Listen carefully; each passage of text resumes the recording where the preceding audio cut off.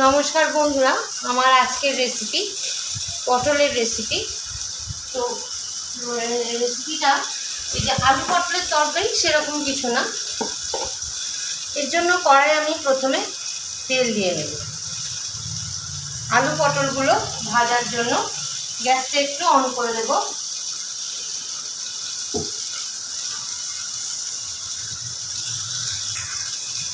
পটলগুলো ভাজার জন্য আমাকে একটুখানি হলুদ এর মধ্যে অ্যাড করতে হবে। এরপর আর কিন্তু হলুদের আর আমার কোনো কাজ নেই। এবার আমি একটা ছোট্ট আলু দিয়েছি। আলু পটলগুলো একটু ভেজে নেব।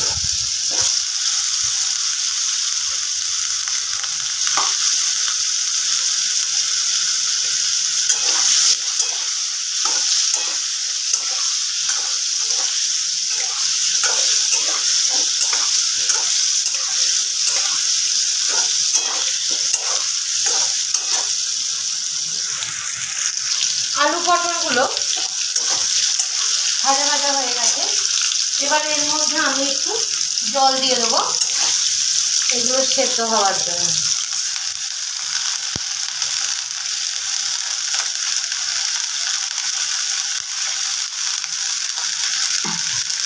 বেশি জল দেব না, অল্পই দেব। এটা একটুখানি ফুটতে দেব।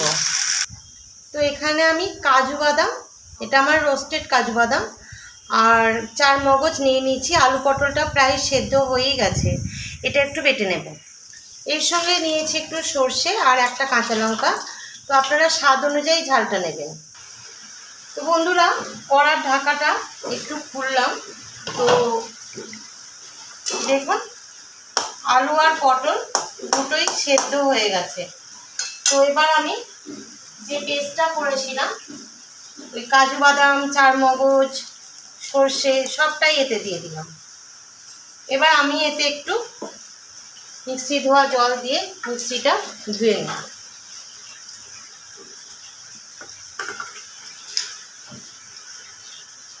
আপনারা এতে নারকেল দিতে পারেন, আমি দিলাম না।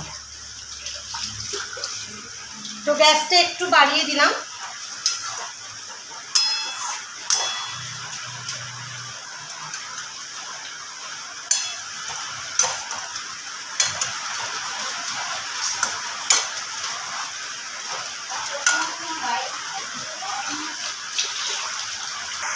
এতে দিয়ে দেব এবার নুন। আমি কিন্তু নুনটা আগে দিইনি, তো এখানে আমি নুনটা দিয়ে দিলাম।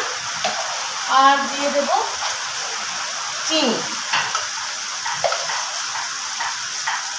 চিনিটা অল্পই দিলাম। এবার ভালো করে একটু মিক্স করে নেব। এটা একটু ফুটতে দেব।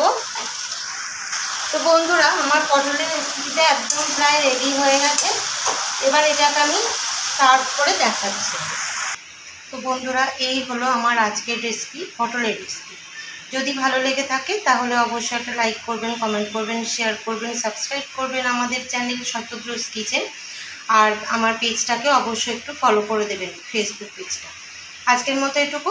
দেখা হচ্ছে পরের ভিডিওয়ে। পাশের বেল আইকনটা অবশ্যই প্রেস করবেন, তাহলে নোটিফিকেশান যাওয়ার সাথে সাথে সবার আগে চলে যাবে আপনার কাছে। নতুন কোনো ভিডিও নিয়ে আসছি। ততক্ষণের জন্য ভালো থাকবেন, সুস্থ থাকবেন, সাবধানে থাকবেন। নমস্কার।